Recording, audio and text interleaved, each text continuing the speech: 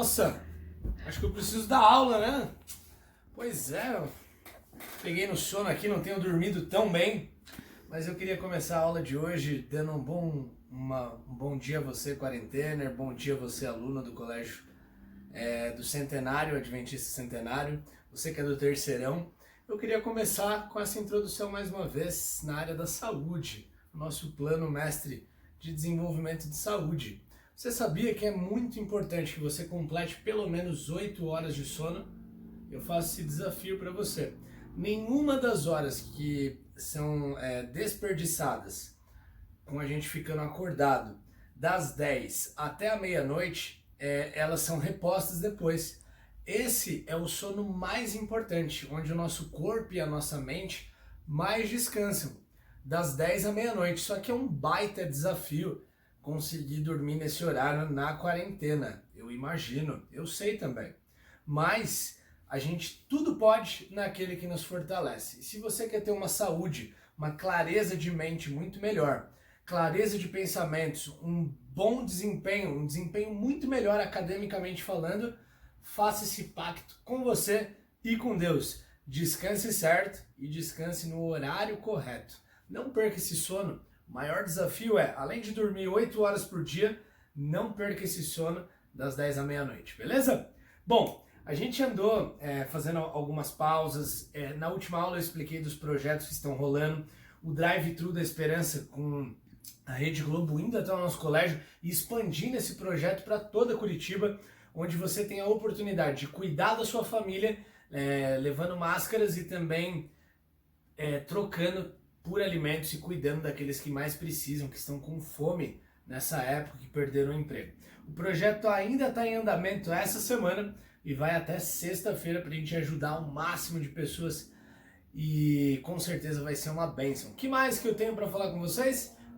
Uma semana antes, na aula anterior a esses recados do projeto, a gente também teve uma aula especial. A gente parou tudo e mostramos os símbolos da Semana Santa e tudo mais. Deixei até uma tarefinha para vocês.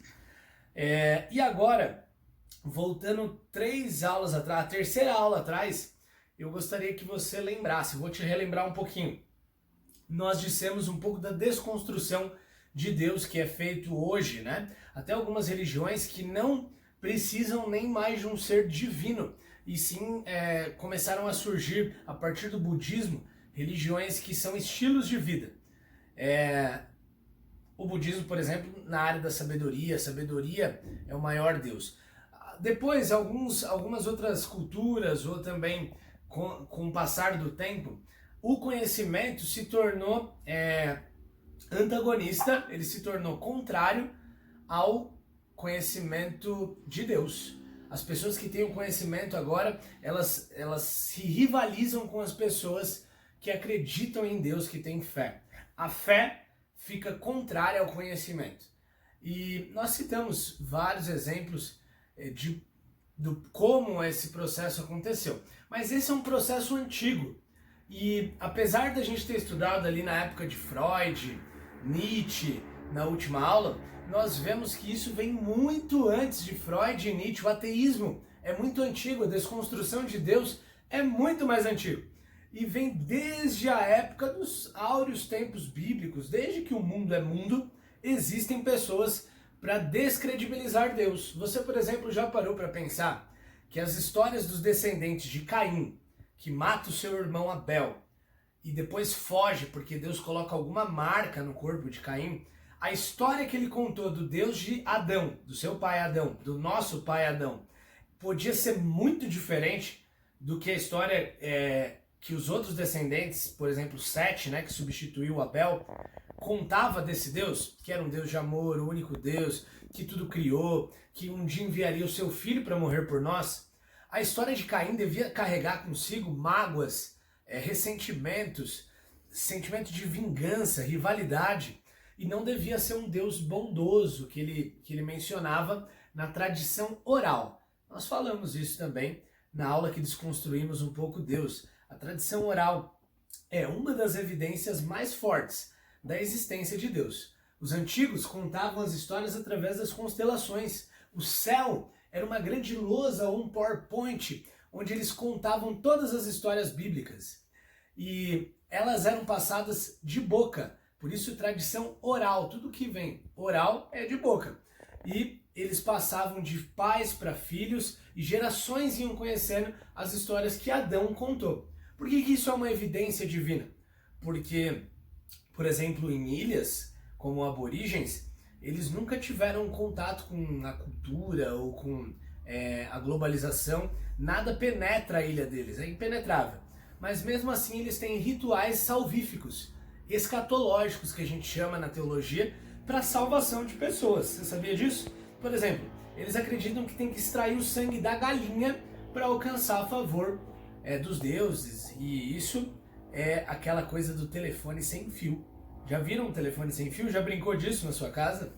Você fala uma coisa para uma pessoa e quando chega no fim da fila de gente, o primeiro fato contado já está totalmente distorcido ou modificado.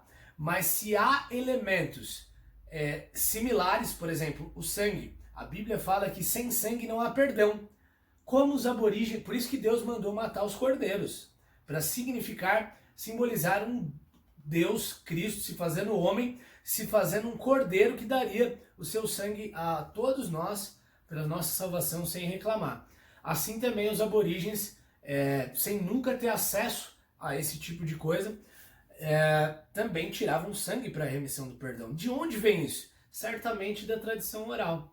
De um mesmo pai, de um mesmo conto, apesar de Caim ter contado por uma parte de gente uma história tão diferente. Você já parou para pensar, por exemplo, que a história de Isaac e a história de Ismael, os dois filhos de Abraão, onde começa o judaísmo, e nós já estamos entrando aí na questão de religiões, que é o nosso próximo assunto, era tão diferente porque Ismael peregrinou no deserto com a sua mãe quando ainda criancinha, e ele devia ter muita raiva de Deus ou do Deus do seu pai Abraão, que o expulsou simplesmente porque ele era um bastardo, ou porque Abraão não seguiu o plano de Deus e não confiou que o filho viria da sua esposa Sara, o filho da promessa Isaac. Isaac manteve os rituais do monoteísmo judeu, o único Deus, um Deus maravilhoso que vai fazer tudo por nós e que já criou tudo e ainda vai dar seu filho. Mas Ismael poderia ter uma visão muito diferente. Assim também os gregos, que eram o povo conhecido por serem o povo da cultura, e até hoje nós temos influência grega, eles também fizeram parte dessa grande história de que existem os que creem e os que não creem, os que têm fé e os que são agnósticos ou ateus. Muito bem, como a gente encaixar isso na cultura grega? E como a gente vai chegar nessa frase aqui? Vem comigo aqui um pouquinho. Você é o argumento de Deus. Como que você vai fazer sentido tudo isso? Bem rapidinho. Alexandre o Grande foi quem alavancou a cultura grega. Ele conquistava, era um grande conquistador. E as suas tropas passavam, marchavam e detonavam tudo no mundo antigo, antes dos romanos e antes de outros povos, os povos serem divididos. Só que Alexandre o Grande, o que pouca gente fala, é que ele era um conquistador também de ideias. Um grande conquistador de ideias. Porque ele mantinha vivo os sábios e a sabedoria de todos os países que ele passava conquistando. Nunca houve um conquistador a fazer esse arraso e conquistar tão rápido quanto Alexandre o Grande. Mas olha o segredo, olha a tática, ele mantinha vivo os sábios daqueles locais onde ele passava conquistando com suas tropas. E daí ele mandava para a Grécia, para Atenas e para os pontos culturais da Grécia, esses sábios, junto com emissários gregos, e eles começavam a desenvolver, questionar, pensar, e ali surge a filosofia. Olha algumas palavras que têm a ver com o nosso português hoje. Surgem os discursos, do grego dois, e curso é o caminho, dois caminhos diferentes para uma ideia. Os dilemas, duas ideias opostas. Lema significa no grego oposto, e dois, como a gente acabou de falar. Tem até os trilemas, que é o que a gente vai ver na próxima aula. Três caminhos opostos que chegam para uma resposta em comum. Os monólogos, mono significa um, e ali na Grécia começam as apresentações teatrais com monólogos. Pessoas subiam em palanques e discursavam em forma de monólogos. Os teatros começam ali, você sabia? a Netflix que a gente tem hoje, o Hollywood, a indústria das novelas na Rede Globo, tudo isso começa na Grécia, com o movimento da cultura, os sábios, a união dos sábios de vários povos que Alexandre conquistavam, que iam ter com os filósofos gregos. E a homilética, que a gente vai falar também mais adiante. A Grécia deixa de reter conhecimento nessa imagem que você está vendo dos filósofos assim, e começa a expandir para todo mundo, já que ele trouxe homens cultos e sábios de todo o mundo. E esse processo a gente vai ver na próxima aula. Por enquanto, eu espero que você seja o argumento de Deus e não questione o seu amor em momento nenhum.